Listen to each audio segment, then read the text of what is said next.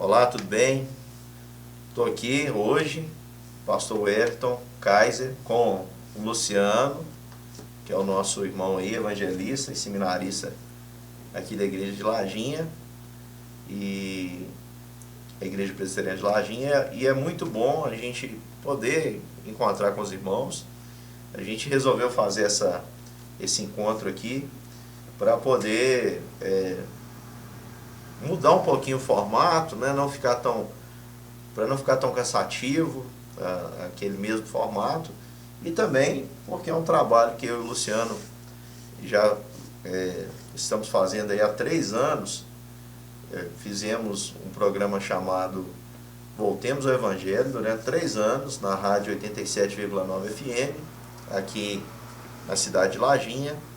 Falamos sobre todo o Evangelho durante esse período, e agora a gente está pensando aí, planejando em mudar um pouco o formato, né, para a gente sair um pouco, aproveitar os recursos tecnológicos que os irmãos têm à disposição, melhora o acesso dos irmãos, e a gente vai poder levar aí algo em um novo formato, de repente com um novo nome para esses encontros aqui.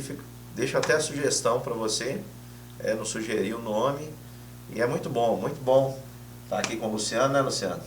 Olá, pastor, a todos.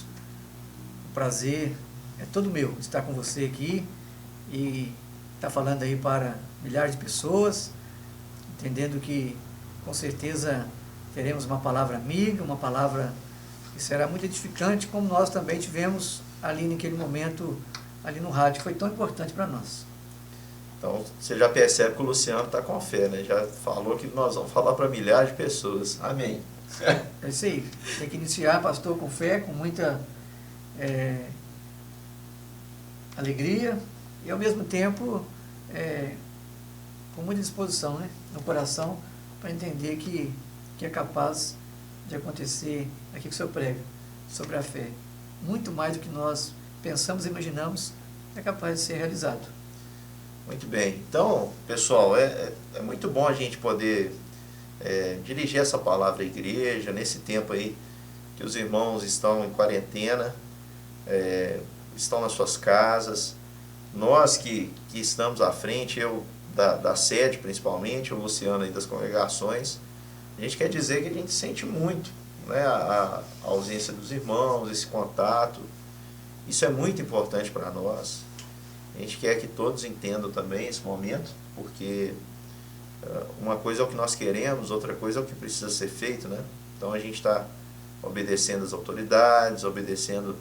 as autoridades, legais, constituídas, e aquelas também, né, autoridades eclesiásticas, por exemplo, como o próprio sínodo, né, tem nos dado aí recomendações, e a gente tem seguido todas. E alguns trabalhos acabaram ficando aí prejudicados, né, Luciano? Entre eles, a nossa oração na lavoura. Nós estamos orando por você que é produtor rural, por você aí que está trabalhando já com café, apanhando café. Aqui fala apanha, né? Nós já estamos orando por você, mas a gente gosta de visitar e orar nas lavouras. Infelizmente, talvez esse ano isso não aconteça, devido a essa recomendação aí de evitar o contato. Mas a gente está junto em espírito. O apóstolo Paulo, muitas vezes, ele se dirigiu aos irmãos, porque o apóstolo Paulo era um pastor itinerante. O ministério dele era algo maravilhoso. Ele entendeu o chamado de Deus, que era para pregar aos gentios, e ele passava, né, Luciano, de cidade em cidade, pregava o evangelho, as pessoas criam. Ele, depois de um tempo, partia para outra cidade. E alguns lugares as pessoas se converteram mesmo sem a presença do apóstolo Paulo, como foi o caso da igreja em Roma. E muitas vezes o apóstolo Paulo menciona que estava junto com esses irmãos mesmo sem estar presente, juntos em espírito, porque nós só temos uma só fé, um só Senhor, nós somos um só corpo. E esse é o sentimento que há em nós nesse momento. E eu quero dizer para os irmãos que isso tudo vai passar, nós vamos voltar à normalidade dentro em breve, às vezes de forma progressiva, né? De repente um grupo pequeno, depois isso vai aumentando até chegar à normalidade, mas isso vai passar e a gente está aqui hoje para poder trazer essa palavra para os irmãos, ter esse bate-papo aqui e também para que os irmãos possam estar vendo o Luciano, né? O Luciano tem compartilhado lá os seus áudios, tem nos abençoado, os queridos já estão acompanhando aí, né, um formato novo que se iniciou na semana passada, bem parecido com o propósito lá da rádio, o programa que nós levamos aí por 3 anos. Qual que era o propósito mesmo, Luciano? Pastor, o propósito era falar sobre o Evangelho. Voltemos ao Evangelho, era o tema, né? Porque nós, observando e vendo muitas pessoas, denominações, outras pessoas também, que têm perdido o foco desse Evangelho. Então a preocupação maior era voltar à origem daquilo que Cristo iniciou, para dar continuidade, assim como fez também os apóstolos. E nós, com esse objetivo e com essa intenção, que era a melhor, né, para contribuir, ajudar para o crescimento das famílias, da sociedade. E foi muito bom, né? Claro, foi maravilhoso. Foi um tempo muito precioso. Entanto, a gente precisa aí também se atualizar. E começamos um projeto bem parecido. O projeto se chama O Evangelho da Graça. Está sendo explicado a porção das Escrituras de maneira bem curtinha. Procuro ser o mais breve possível e tento também, com toda a humildade, reconhecendo que eu sou extremamente limitado no quesito comunicação, não tenho uma voz bela, não tenho muita coisa que chame a atenção, mas eu procuro fazer o melhor, ser o mais breve possível na apresentação dessa palavra, para que os irmãos possam aí assimilar o Evangelho da Graça. E é um material que o nosso irmão, desde já eu agradeço, né? O nosso irmão Paulo Ubner, presbítero Paulo Ubner, que está fazendo a edição aí dos vídeos. Agradecer o Alfredo, que está aí nos bastidores, fazendo de tudo, filmando e tudo mais. Então o Paulinho, o Luciano, ele abriu um canal no YouTube. O canal tem esse nome, o Evangelho da Graça. E é muito importante que os irmãos se utilizem desse material, não só para aprendizado. Olha que interessante. Nós estamos caminhando aí para os 100 anos da igreja, né? E nos 100 anos da igreja, nós queremos fazer um trabalho. Os 100 anos da igreja acontece no dia 21 de agosto do ano que vem. E nós planejamos, na agenda humana, nós planejamos 100 trabalhos durante essa programação dos 100 anos. 100 eventos durante os 100 anos. Essa é a agenda humana, irmãos. A agenda de Deus era outra coisa. A agenda de Deus tinha outras programações para o nosso contexto. Por exemplo, nosso contexto tem sofrido bastante esse ano. A gente pode contar aí que houve enchentes na região, na nossa cidade houve, graças a Deus o dano não foi muito grande, mas na região, as regiões circunvizinhas, a situação foi bem afetada. Nós estamos enfrentando esse problema aí, que é uma pandemia. Eu, por exemplo, sou bem mais novo que o Luciano, dá para ver, né? Eu nunca tinha vivido uma coisa dessa. Então, eu acho que talvez alguém que está nos assistindo, porque lá na igreja a gente tem muita gente que já passou dos 40, né? Então pode ser que tenha gente aí que já passou por isso. Eu sei que no século passado nós tivemos a gripe espanhola, tivemos outras pandemias. Mas essa é a primeira vez que está acontecendo algo novo. E Deus tinha essa agenda. E talvez essa agenda de Deus atrapalhe um pouco a nossa agenda humana. Pode ser que ela seja reprogramada. No entanto, o que não vai mudar é a intenção. A nossa intenção é que o ano de 2021 seja um ano de evangelização na cidade de Lajinha pela igreja, né, a Igreja Presbiteriana de Lajinha. Desde o começo, quando cheguei aqui em 2016, eu disse para os irmãos, disse para o conselho que o meu desejo era que, uma vez que eles queriam que eu ficasse até os 100 anos da igreja, era que a gente chegasse aos 100 anos, com motivos realmente para comemorar e para agradecer a Deus. E eu acredito muito que nós vamos conseguir levar a palavra, e esse canal, o Evangelho da Graça, ele vai poder ser utilizado não só para o seu aprendizado, mas você vai poder utilizá-lo também em termos de evangelização. Eu, por exemplo, já tenho pensado em utilizá-lo como uma ferramenta para o discipulado. Eu apresento Jesus a uma pessoa, seja pela maneira que é a mais eficiente, que é quando você vive o Evangelho, não com as suas palavras, mas quando você é alguém que vive com Cristo, pode ter certeza, você desperta o interesse das pessoas em conhecer mais esse Jesus. E aí você pode dizer para a pessoa, para que ela possa também assistir esses vídeos. Já quero deixar claro para os irmãos que não é o propósito nosso alcançar, eu não estou muito preocupado com o número de visualizações, ganhar a placa do YouTube, não sei lá como funciona, eu acredito que existe até uma remuneração para quem tem muitas visualizações. Nosso objetivo não é nada disso. E se isso vier a acontecer um dia, que isso tudo seja revertido para um bem maior.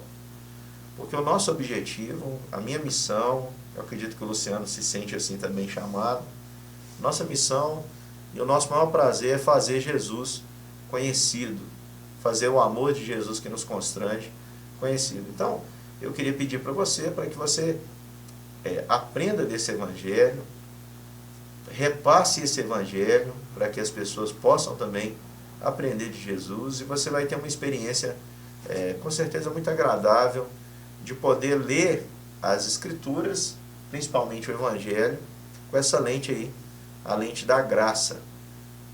Esse é o foco, o Evangelho da Graça. Nós vamos mostrando a graça de Cristo em todos os aspectos revelados no Evangelho. E aí, Luciano, não sei se você vai lembrar, mas eu vou fazer uma pergunta muito, de maneira muito constante no nosso programa, Voltemos ao Evangelho, e eu vou deixar essa pergunta também para quem está nos vendo aí. Quantos evangelhos nós temos? Lembra que eu fazia essa pergunta? Muito. A maioria das pessoas vão responder que nós temos 4 evangelhos. As pessoas respondem, nós temos 4 evangelhos, Mateus, Marcos, Lucas e João. Mas na verdade nós temos um evangelho. Porque o evangelho é muito mais do que o texto. O evangelho é a mensagem.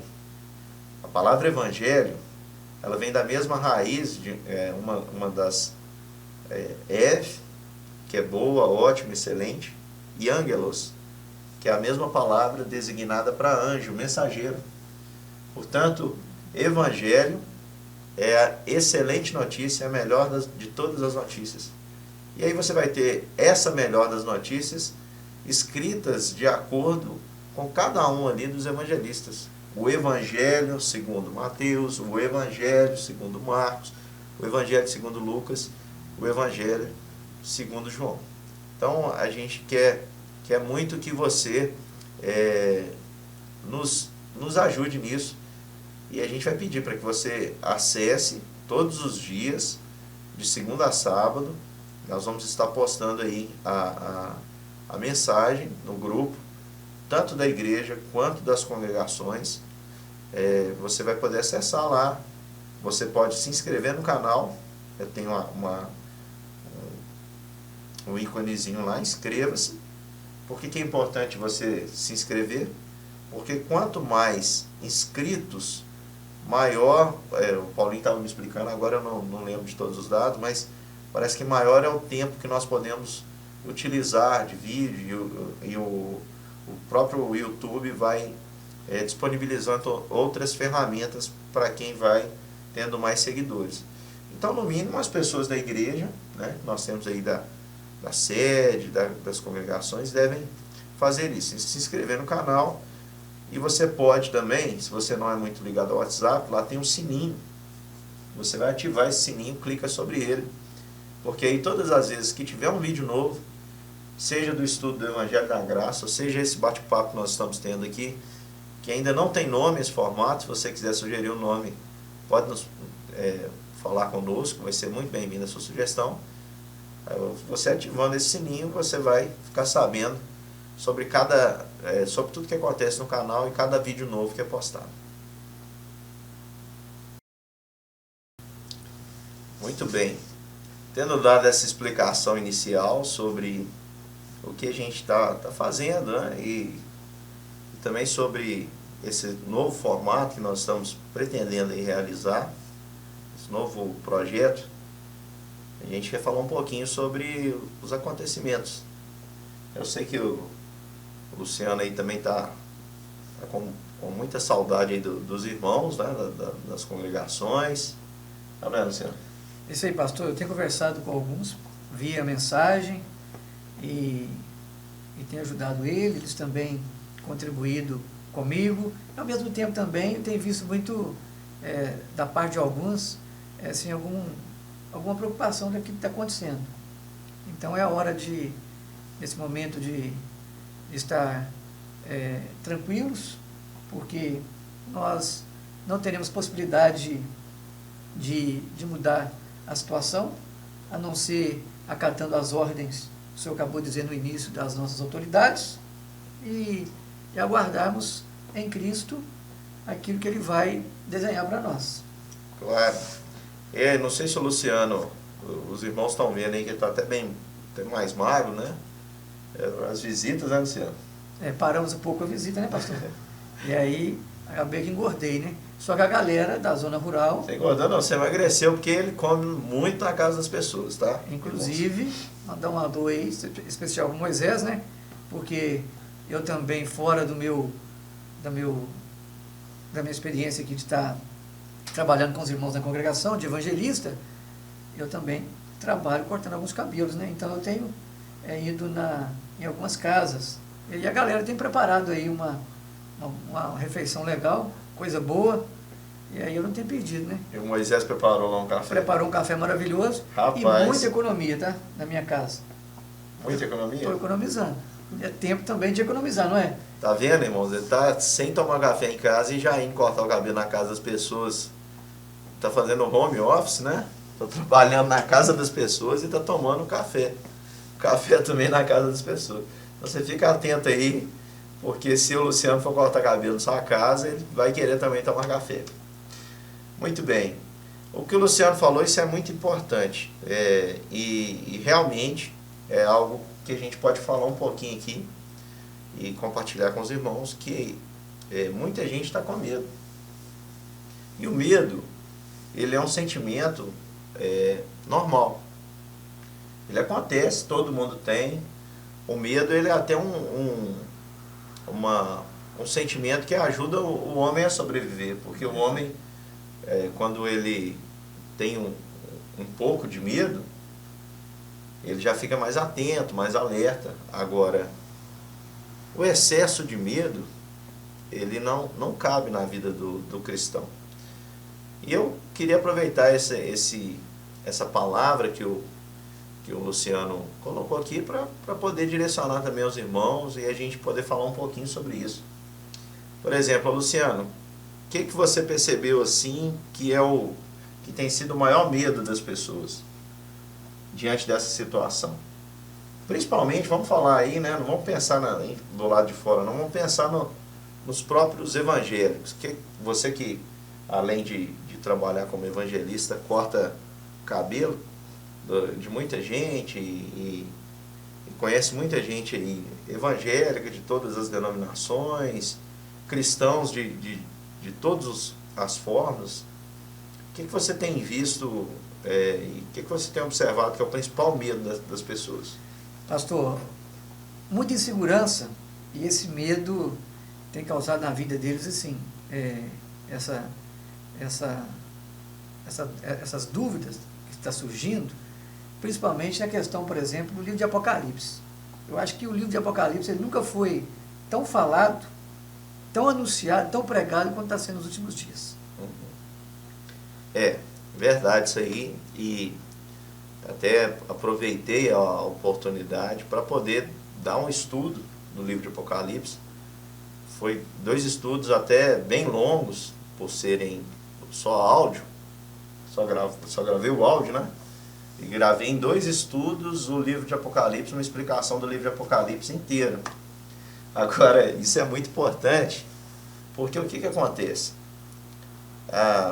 Eu vou tentar trazer para os irmãos aqui algo que eu acredito e que você precisa fixar. Você tem nas Escrituras reveladas, você tem o livro de Apocalipse. E o livro de Apocalipse, a própria natureza dele, eu mostrei nos estudos que nós fizemos, a própria natureza do livro de Apocalipse é um livro a ser interpretado. O próprio Jesus mostra isso. No primeiro capítulo ali já, ele diz para João, ele mesmo diz para João qual era o significado da visão que João tinha tido a respeito dele mesmo. Ou seja, João viu Jesus de uma maneira diferente, porque ele vê ali um homem com cabelo branco, mais branco, como lã, né? As vestes reluzentes, os olhos com chamas de fogo, todas aquelas características. João Batista, João, o apóstolo, vê em Jesus, e ele mesmo interpreta depois, porque na visão João vê aquele homem, né, da visão, andando entre os candeeiros e com 7 estrelas em sua mão direita. E aí ele mesmo explica para João, olha, o que você viste, os 7 candeeiros são as 7 igrejas. E as 7 estrelas são os anjos das 7 igrejas. Portanto, o próprio Jesus dá a chave de interpretação do livro de Apocalipse. Aí o que nós temos, o que acontece nesse período? Eu quero dizer para você, meu querido, que se você teve medo, se você passou por algum sentimento assim de segurança, isso é muito normal, tá? Todo mundo fica meio assim. Quando a gente pensa assim na notícia, o mundo pode acabar, uma guerra está chegando, uma doença que a gente não sabe dimensionar o tamanho, está se aproximando, o temor vem realmente ao nosso coração. Agora, o que eu e você como cristão não podemos perder de vista, que a única maneira de vencermos o medo é o sentimento, o aspecto pelo qual a própria Escritura nos diz que nós devemos ter no nosso coração para caminhar a vida cristã. Aliás, sem isso aí, não há nem salvação e nem vida cristã. Porque a Bíblia diz, lá em Efésios, que pela graça nós somos salvos mediante a fé. E a Bíblia ainda diz que o justo, aquele que é justificado por Deus, viverá por fé. Então já não é por aquilo que eu vejo. Por isso eu não devo temer. À luz da palavra de Deus, quando você lê, até no Antigo Testamento mesmo, onde eles não tinham ainda ideia do que Deus manifestaria, porque Deus, nós temos a certeza que Deus manifestou o seu Filho na história, Jesus Cristo. Nós podemos ter a certeza que aquele que não nos negou o seu próprio Filho, antes por todos nós o entregou, vai cuidar da gente. Ou seja, Deus não poupou o seu próprio Filho para nos salvar? Você acha que Ele não vai cuidar de você? Qual que é o valor que você tem para Ele? É um valor inestimável. Ele pagou um preço enorme, um preço incalculável, um preço que eu não sou capaz de pagar. Você é capaz de pagar? Você daria o Natan, seu filho, por alguém? Jamais. Nem por um bom amigo? Eu também não daria, eu tenho 2, o Luciano tem um só. Tem a Lorena e a Giovana, eu não daria por ninguém. Eu não sou capaz de pagar esse preço. Agora Deus, por me amar, por nos amar, deu o seu Filho. Se algo que custou tão caro para Ele, o resgate, e que por quem ele tem tanto apreço e amor, você acha que ele vai desamparar? Portanto, eu quero trazer essa palavra ao seu coração para que você tenha fé nisso. Fé nessa promessa de Deus. Fé de que as coisas que estão no livro de Apocalipse são coisas a serem entendidas. E que estão escritas ali com um propósito. Sabe qual é o propósito do livro de Apocalipse, Luciano? É um só. É mostrar que o diabo, Satanás, o tentador, o opositor, o inimigo das nossas almas, ele irá sempre perseguir, tendo sido frustrado nos seus propósitos, que ele já sabia que seria frustrado, mas tentou a si mesmo, propósito de tentar afetar Jesus, fazer com que Jesus pecasse, fazer com que Jesus desviasse do seu propósito maior, que era a cruz, a morte, porque era o pagamento do meu e seu salário. Tendo sido frustrado nesse plano, ele vai perseguir os filhos, o restante da descendência desse que esmagou a sua cabeça, que somos nós os que cremos. Ele sempre vai estar no nosso encalço. Essa é a mensagem do livro de Apocalipse, apresentando ali o dragão que persegue a descendência. No entanto, a Bíblia nos diz, no próprio livro de Apocalipse, que nós somos mais que vencedores por intermédio de Jesus. Lá aparece uma batalha, e a batalha é vencida pelo o Rei dos Reis, o Senhor dos Senhores, o Leão de Judá, que é de fato o Cordeiro, que foi imolado, mas lá no livro de Apocalipse ele está em pé. Ele está de pé, porque ele venceu a morte. Ele venceu a morte para que eu e você não venhamos perder nessa vida a nossa esperança. A nossa fé está para além dessa vida. E é nisso que nós precisamos nos alegrar. Portanto, eu não estou aqui para dizer para você que a situação não é grave. Eu estaria mentindo, não é verdade? Com certeza, pastor. E ao mesmo tempo, eu posso ler o livro de Apocalipse com alegria, com júbilo. Claro. Na verdade, não com medo. Não, ele deve ser celebrado. Preste atenção, querido. O reino de Deus, ele não é comida, não é bebida, e portanto não é o que nós vemos. Nós aspiramos, como diz o apóstolo Paulo em 2 Coríntios, nós aspiramos algo que vai além do material. Porque as coisas materiais, elas acabam, elas se deterioram. Tudo que nós vemos acaba. No entanto, o que nós aspiramos são coisas muito maiores, superiores, são coisas que não se deterioram. Se o reino de Deus não é comida, não é bebida, e aí como eu disse, eu não estou dizendo que a situação não é grave, a situação é grave. Por exemplo, muita gente está sem trabalhar, né? Muita gente está exposto, e aí eu aproveito para mandar um abraço e agradecer os irmãos que estão nos ouvindo aí, que estão na frente do trabalho, né? Policiais, principalmente pessoal da área da saúde, enfermeiros, médicos, que estão lidando aí com esse problema, e a gente agradece, ora por eles, pede a Deus que abençoe. Então a situação é grave. No entanto, maior do que o nosso problema é o nosso Deus.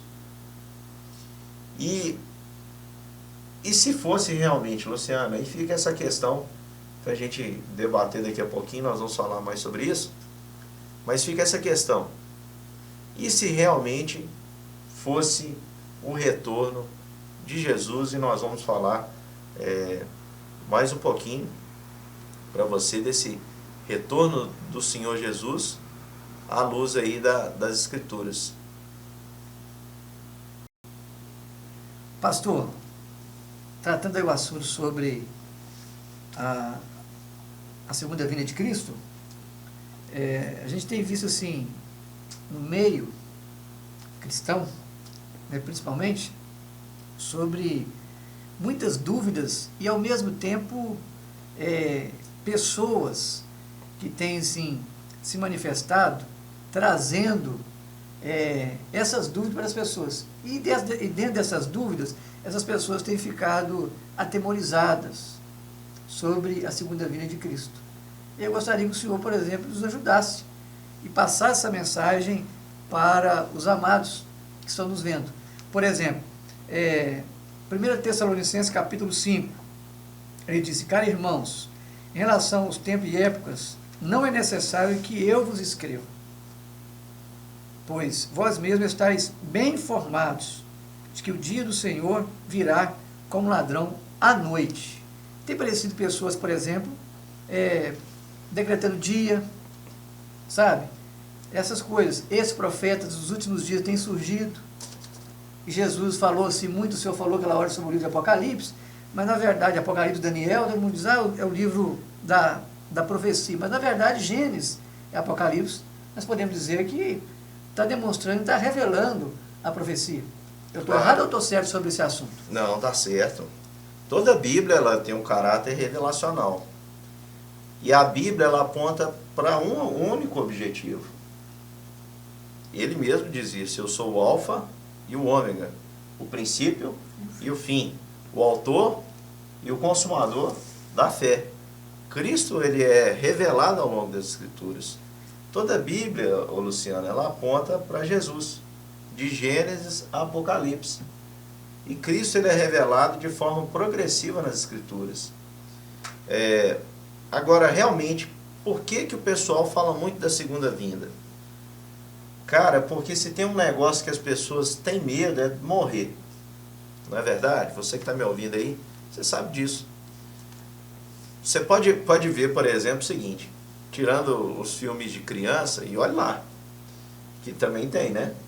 Mas se você assistir um filme e não morrer ninguém, o filme não tem graça. Verdade. Não vende. E, infelizmente, queridos irmãos, infelizmente, com muita dor no coração, que já doía lá em Jesus e eu acho que hoje dói muito mais, o que os homens sempre fizeram com a religião? Desde os tempos mais antigos. Transformaram o nome de Deus como um mecanismo para que pudesse se obter lucro. Não é verdade? E esse mal, ele permeia, não é algo exclusivo do cristianismo, ele permeia todas as religiões. Mas no cristianismo isso está bem descarado. Então hoje a pessoa, muitas vezes, ela não está com intenção. Por exemplo, o meu modelo de vida, para ser seguido, o meu mestre se chama Jesus.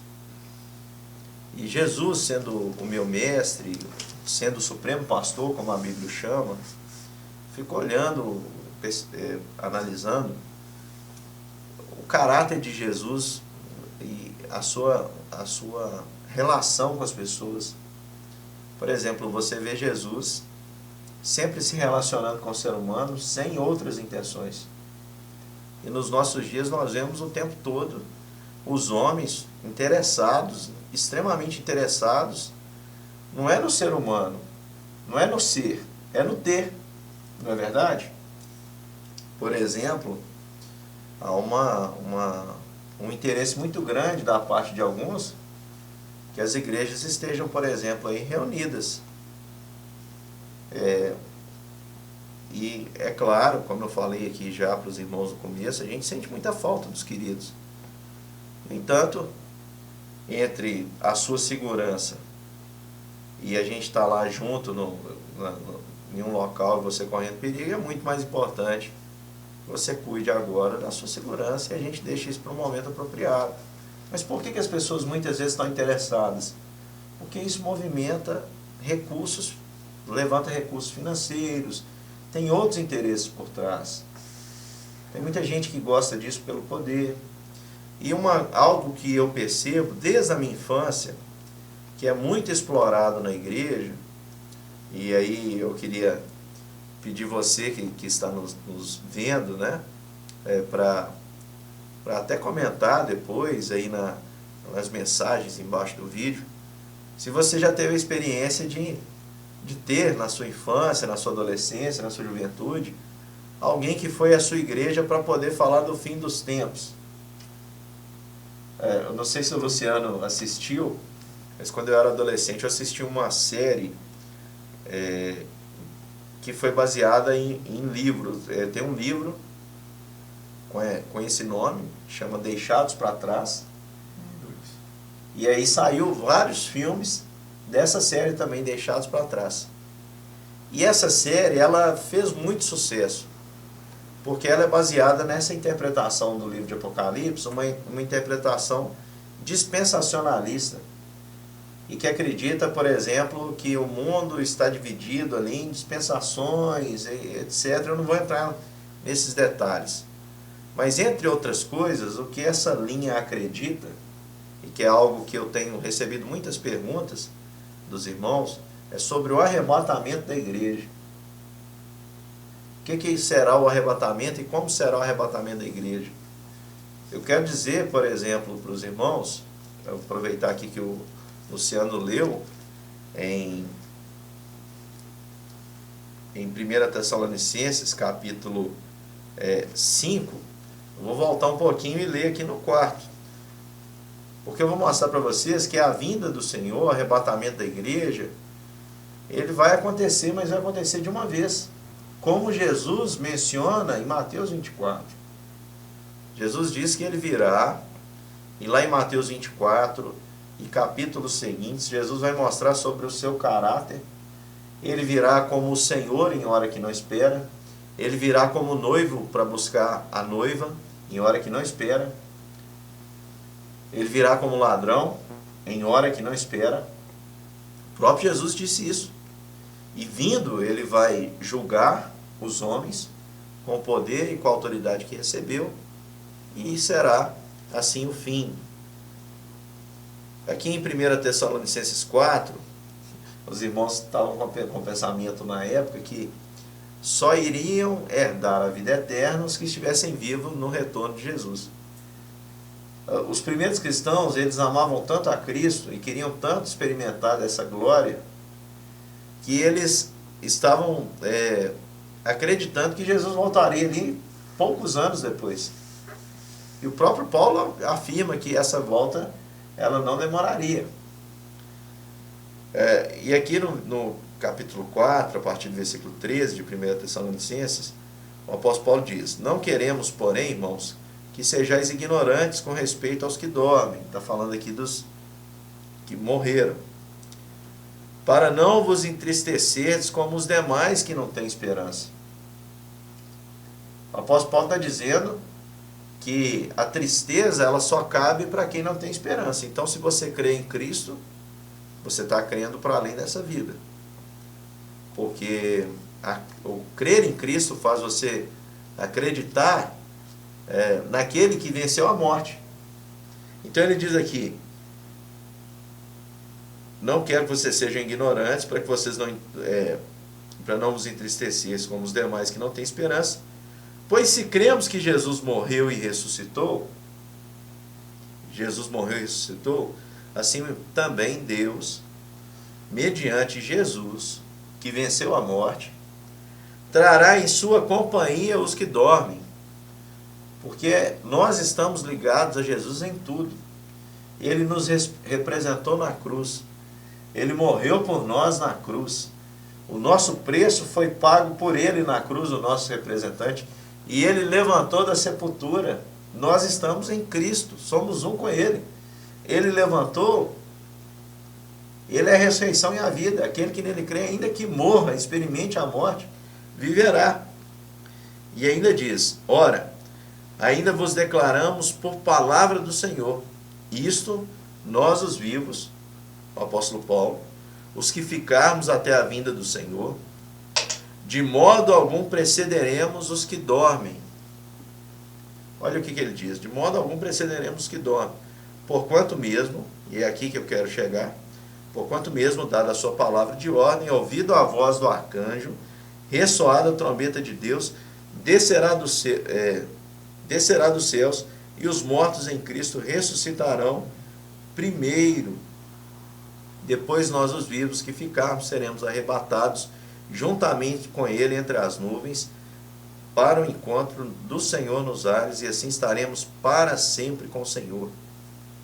É um evento único. A vinda do Senhor, ô Luciano, o que as pessoas estão pensando?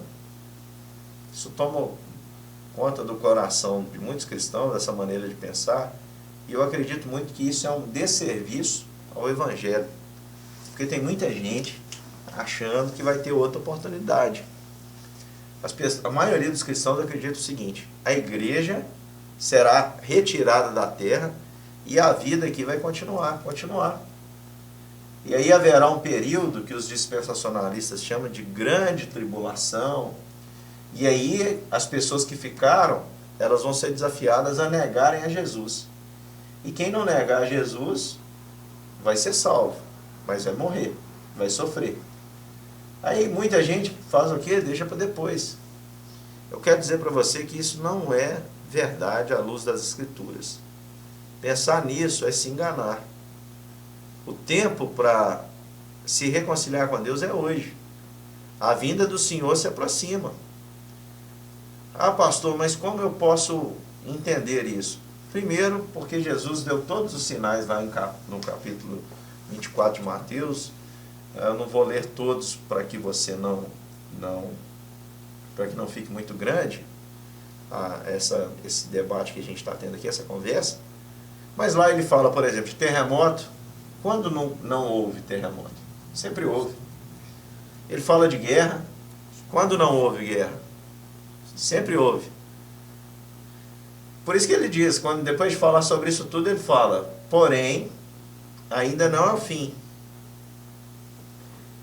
Quando está próximo ao fim, ele menciona dois aspectos importantes. O Senhor Jesus, ele menciona como um sinal próximo do fim, que o Evangelho seria pregado em todos os lugares, e será anunciado o Evangelho a todas as nações. E ainda diz que por se multiplicar a iniquidade, o amor de quase todos se esfriaria. O amor se esfriaria de quase todos. Aí, Luciano, eu quero pegar dois aspectos que também o livro de Apocalipse traz. O livro de Apocalipse, ele fala que a igreja, que é representada ali pela figura das duas oliveiras, deixa eu só conferir o capítulo, porque eu sempre me engano, né? Mas eu acho que é o 11, exatamente, as duas testemunhas. Depois de haverem dado, versículo 7 do capítulo 11, diz assim: quando tiverem então concluído o testemunho que devem dar, a besta que surge do abismo pelejará contra ela e as vencerá e matará. Essas duas testemunhas representam exatamente o povo de Deus nesses dois períodos históricos, que eles são separados, o Antigo Testamento e o Novo Testamento. O Antigo Testamento é o povo que recebeu a promessa de Cristo, do Cristo que foi entregue. E Cristo, ele vem deste povo que viveu debaixo de um regime da lei. E o que era o regime da lei? Ele constava de cerimônias, sacrifícios, todos eles apontando para Jesus. Porque o interessante na lei cerimonial do Antigo Testamento é que nenhum deles era perfeito. Todos os sacrifícios, eles tinham que ser repetidos. Eles apontavam para Jesus. O cordeiro, as primícias, todas as ofertas, tudo isso apontava para Jesus. Todo derramamento de sangue apontava para um sacrifício maior que é Jesus. Por isso a Bíblia diz que a lei serviu de aio até Cristo, serviu de um guia até Cristo. Porque o homem teve plena experiência de que ele é imperfeito. Por exemplo, o apóstolo Paulo, citando aqui em Romanos, no capítulo 3, versículo 19, o apóstolo Paulo ele diz assim: ora, sabemos que tudo o que a lei diz aos que vivem na lei, diz para que se cale toda a boca e todo mundo seja culpável perante Deus, visto que ninguém será justificado diante dele por obras da lei, em razão que pela lei vem o pleno conhecimento do pecado. Ou seja, para que a lei serviu? Como um guia até Cristo. A lei serviu como um guia porque ninguém foi capaz de cumpri-la. Então, diante de um sistema que eu não sou capaz de satisfazê-lo, eu preciso de alguém que o satisfaça por mim. A lei apontava para um cordeiro perfeito que João Batista viu e disse: eis o cordeiro de Deus que tira o pecado do mundo, Jesus. Depois de Cristo não há necessidade mais de derramamento de sangue. O preço já foi pago. Tetelestai, está pago, está consumado. E Jesus nos entrega agora o ministério de proclamar essa graça, esse evangelho da graça. Ele entregou isso à igreja, para que isso fosse pregado a todas as nações. E a gente vê que isso aconteceu, e tem acontecido. Eu quero dizer para você que esse sinal, que o evangelho seria pregado a todas as nações, já ocorreu. Não só pelo advento da internet e tudo mais. É só a gente fazer um exercício aqui do pensar. Quando Jesus deu essa ordem, onde eram os confins da terra? Aqui. Para onde hoje nós enviamos missionários? Para lá. Porque o evangelho já percorreu. Ah, pastor, mas há pessoas que ainda não ouviram. Claro, mas ouvirão em breve. Você já percebeu a velocidade da nossa tecnologia? Aí vem um aspecto que eu queria tratar, que é o seguinte. Quando terminarem o testemunho que devem dar, qual que é esse testemunho? É o propósito de Deus, do anúncio do seu amor, para que todos os homens creiam, aqueles que Ele tem escolhido para a salvação, e que venham a crer. Quando isso acontecer, diz o texto que essas duas figuras que representam a igreja, né, as duas testemunhas, representando aí o povo de Deus, aqueles que creem, eles serão vencidos pelo inimigo ali, que é a besta. E aí o pessoal lê o livro de Apocalipse e fala assim: mas a besta, ela é uma coisa... acreditam, né? Porque é mais legal acreditar naquela figura que aparece ali. Mas eu vou dizer para você, meu irmão, é uma coisa a ser interpretada, é um contexto a ser interpretado. No capítulo 13, quando fala aí da besta que peleja, a besta que emerge do abismo, olha aí o versículo 11, diz aí: vi, no capítulo 13, vi ainda outra besta emergir da terra, possuía 2 chifres, parecendo cordeiro, mas falava como dragão. Qual que é a besta que peleja contra as duas testemunhas e a vence? Segundo a própria Escritura, o livro de Apocalipse, e segundo a palavra do próprio Cristo, quando ele disse: tomem cuidado, muitos irão no meu nome. E vocês vão dizer: eis aí o Cristo. Ele não quer dizer que a pessoa vai vir e vai dizer: sou Jesus. Porque a gente tem aí no Brasil um camarada que fala que é Jesus, o Henrique Cristo. Todo mundo sabe ali que aquele indivíduo é um pobre coitado sofrendo de uma debilidade mental. Mas o que Cristo quis dizer isso? Porque Cristo e o Evangelho, eles são indesassociáveis, perdão. Então, quando Jesus diz: vão dizer que eu estou ali, Ele está falando sobre os falsos profetas. Ele está falando sobre aqueles que tentariam enganar. E a mensagem do engano pelejaria contra a mensagem da verdade. E eu quero deixar essa pergunta para você. Por que você acha que prevalece hoje no meio cristão? A mensagem da verdade ou a mensagem do engano? Nós temos mais pastores segundo o coração de Deus, ou temos mais pastores segundo o coração dos fariseus? Né? Aqueles que Jesus disse que engolem a casa dos pobres e fazem longas orações para se justificar.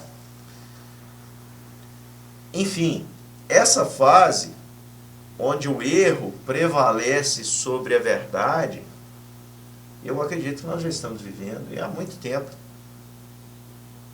A besta não fala aqui quanto tempo que ela pelejaria, né? Mas ela já está pelejando há muitos anos. E, infelizmente, a mensagem do engano encontra mais espaço do que o da graça.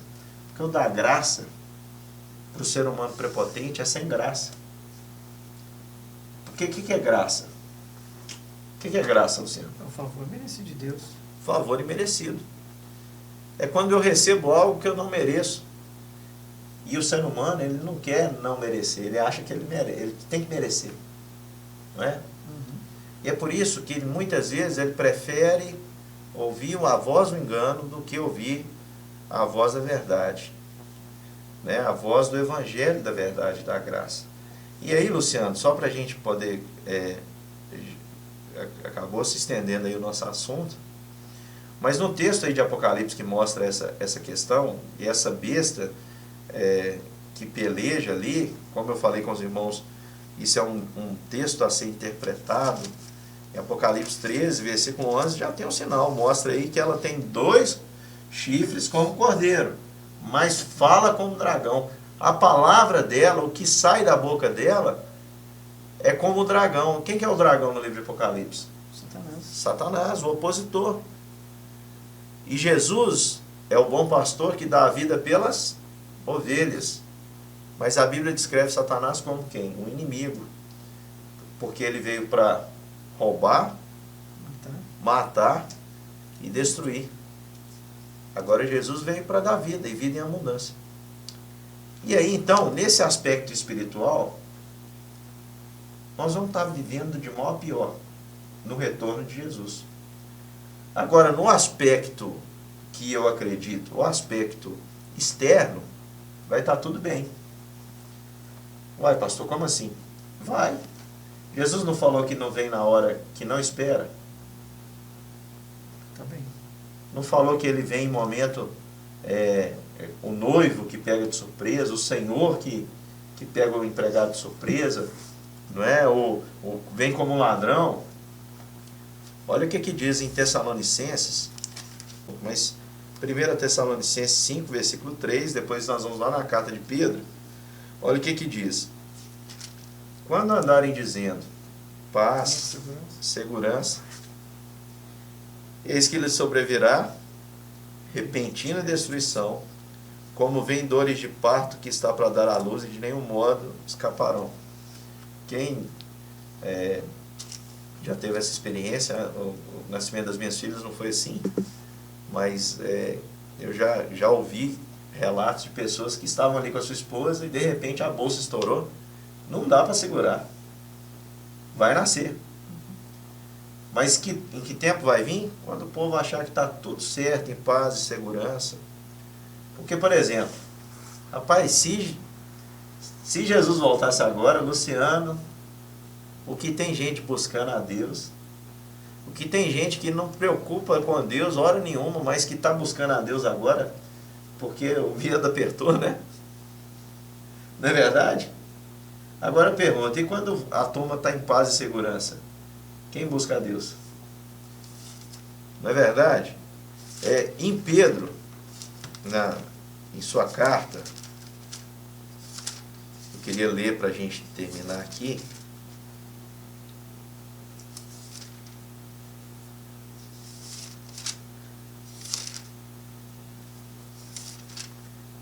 Segunda Pedro, capítulo 3.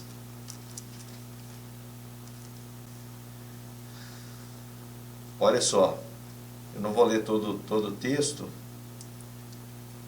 Diz o versículo 8, assim: há todavia umas coisas, amados, que não deveis esquecer, que para o Senhor um dia é como 1000 anos, e 1000 anos como um dia. Por isso o Luciano falou que tem muita gente querendo aí acertar. Eu recebi diversos áudios de gente dizendo, por exemplo, eu recebi um áudio falando que o mundo iria acabar sexta-feira passada. Então tem muita gente aí apostando, né, tentando ser vidente. E eu rejeito essas coisas, porque se eu vivo pela fé, eu não preciso de nada além do que as Escrituras dizem. Eu creio nisso. Fé é crer no invisível, é crer, a convicção de fatos que se esperam, não aconteceram, mas eu creio que acontecerão. E não preciso de nenhuma confirmação humana, porque as Escrituras para mim são suficientes. Então, se as Escrituras dizem que Jesus um dia vai voltar, não importa se é daqui um dia ou 1000 anos, Porque para Deus um dia ou 1000 anos, o que a Bíblia diz? A mesma coisa. E eu creio, porque Ele prometeu, eu creio na palavra de Cristo que Ele irá retornar. E aqui diz, olha, o apóstolo Pedro diz, não retarda o Senhor a sua promessa, como alguns julgam demorada. Pelo contrário, Ele é longânimo para convosco, não querendo que nenhum pereça, senão que todos cheguem ao arrependimento. O Evangelho está aí circulando, e Deus dando oportunidade. E quanto mais demora, mais longânimo Ele se mostra para que o homem possa conhecer esse Evangelho.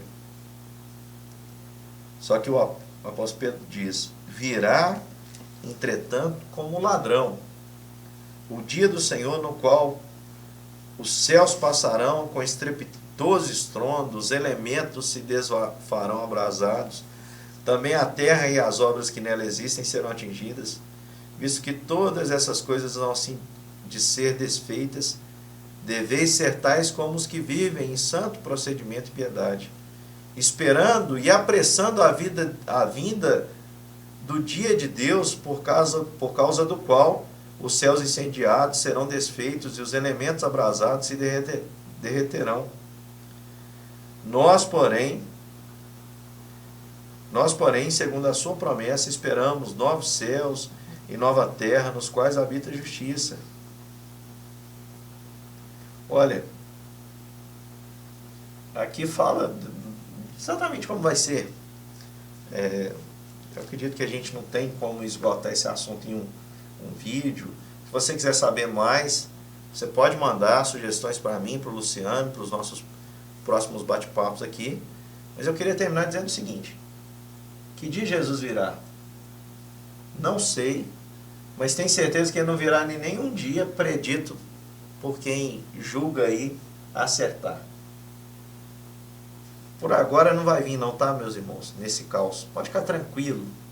Continue com a sua fé. O Jesus que prometeu que você não precisa andar ansioso com o que você vai comer, com o que você vai beber, com o que você vai vestir. Chama você para confiar nele. Ele deu a vida dele por você. Pode ficar tranquilo que ele vai cuidar de você. Esse momento vai passar. Esse caos vai passar. E ele virá. Quando os homens acharem que está tudo em paz e segurança, nos dias como os dias de Noé, né? A Bíblia diz que os homens se casavam, as coisas fluíam tudo normal, estava tudo funcionando. De repente veio a destruição e eles não acreditaram em Noé. Agora o pessoal está muito propenso a acreditar em qualquer coisa. Quando virá a vinda do Senhor? Ninguém sabe. Apenas o Pai. O tempo que Ele guardou para o seu propósito. Eu acredito que está próximo. Eu tenho o direito de acreditar nisso. Luciano também. Como o apóstolo Paulo teve, como Pedro teve. Não será por agora, mas eu acredito que está próximo. Por causa dos sinais que Jesus afirmou. O Evangelho já percorreu a todas as nações. E com o advento da tecnologia, para que o homem amanhã... Quanto tempo você acha, por exemplo, que vai demorar para que todo o planeta Terra tenha acesso à internet? Eu acredito que poucos anos.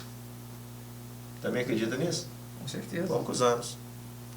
E aí, quem consegue controlar a divulgação de conteúdo? Internet e tudo mais. Agora, a pregação do Evangelho é muito mais que distribuir literatura, Bíblia, etc.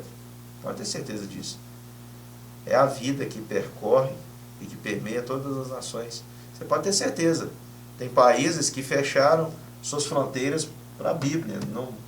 A Bíblia não pode entrar lá, mas a Bíblia está lá dentro. Porque quem arranca a Bíblia do coração de quem crê? Quem pode tirar a fé de um cristão? Ninguém pode tirar isso de nós. E aí, Luciano, primeira coisa, então, ninguém sabe o dia. Quanto ao arrebatamento, eu respondi, acontecerá, mas acontecerá de uma vez só. Cristo virá, os mortos ressuscitarão, segundo as Escrituras, nós que estivermos vivos seremos transformados, subiremos com o Senhor para os ares, e aqueles que se colocaram nessa situação de oposição a Deus, portanto, uma posição contra ele mesmo e contra o próprio próximo, contra o próprio ser humano, esses serão condenados ao castigo eterno. E o que eu gostaria de dizer para você, meu querido irmão, é para que você possa fortalecer a sua fé no Senhor Jesus. Tenha fé em Jesus e em todas as suas promessas, porque Ele de modo nenhum vai te deixar, de maneira nenhuma Ele vai te deixar, nunca jamais vai te abandonar. É a promessa dele para nós. Pastor, eu gostaria ainda, na fala do senhor, usar aqui, fazer duas perguntas para o senhor. Por exemplo, a primeira é sobre a questão aí que o senhor expressou aí muito bem, sobre a vida de Noé na arca. E depois o senhor disse sobre a questão da igreja. Então tem muitas pessoas que têm dúvidas. E diz o seguinte: não, mas se eu não estiver na igreja, se eu não estiver no templo, sabe? Por exemplo, como Noé entrou na arca e estava na arca, será que então eu estarei fora desse plano de salvação, de ser encontrado na volta de Cristo? Por quê? O senhor disse aí sobre a questão da arca e a questão da igreja. E disse aí, muitas pessoas nesse tempo estão desesperadas, dizendo, não, eu tenho que estar na igreja, não dizendo que não é importante. A igreja, só diz aí, o lugar que nós estamos juntos, em comunhão. Mas se eu estiver na igreja, eu estou garantido, no templo, ouvindo e naquele ambiente. A semelhança da arca e da igreja é porque as duas são construções. Mas a arca não simboliza a igreja. A arca simboliza Cristo. E o estar em Cristo é que me faz igreja. O grande problema é que o ser humano hoje, ele acha que a igreja é a construção. A igreja só é casa de Deus, como aqui se torna casa de Deus, porque há uma junção, há uma reunião dos que creem. Jesus disse que onde estivessem pessoas reunidas em seu nome, ali ele estaria. E não precisa nem estar reunido. Onde tem um que crê, Cristo está lá. Eu sou a igreja. Você é a igreja. Deus habita corações. A pergunta que você deve fazer é se eu estou em Cristo. Porque se eu estou em Cristo, Cristo está em mim. E se Cristo está em mim, eu sou a habitação de Deus. Não há nenhuma paixão de Jesus por construções humanas. Ele é Deus. Não habita em templos feitos por mãos humanas. Ele habita em gente. Habita em mim, habita em você. A igreja é importante? Claro que é. Principalmente se ela cumprir o seu papel, que é a pregação do Evangelho no sentido de refletir o amor. E quando eu falo que a igreja é importante, eu estou falando exclusivamente do ajuntamento de pessoas. Porque se a igreja, se as pessoas se reunirem em um grupo, pode ser o templo bonito que for, chamarem aquilo ali de igreja, mas elas não tiverem a mensagem da verdade, não é igreja, por mais que tenha essa aparência. Por isso, você que pensa, poxa, eu não estou na igreja, a pergunta que você deve fazer é, poxa, será que eu sou igreja? Eu sou igreja? E o que é ser igreja? É ser a habitação de Jesus. Jesus habita em mim.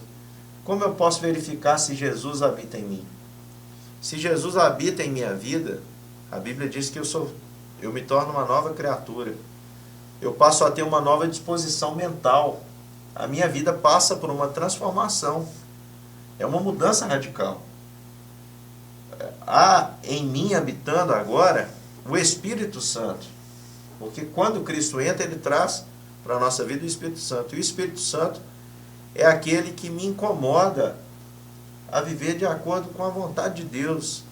E a vontade de Deus é a vontade de Deus é essa, que eu nunca haja contra mim e nem contra o meu próximo, porque isso é o pecado. O que é o pecado contra Deus?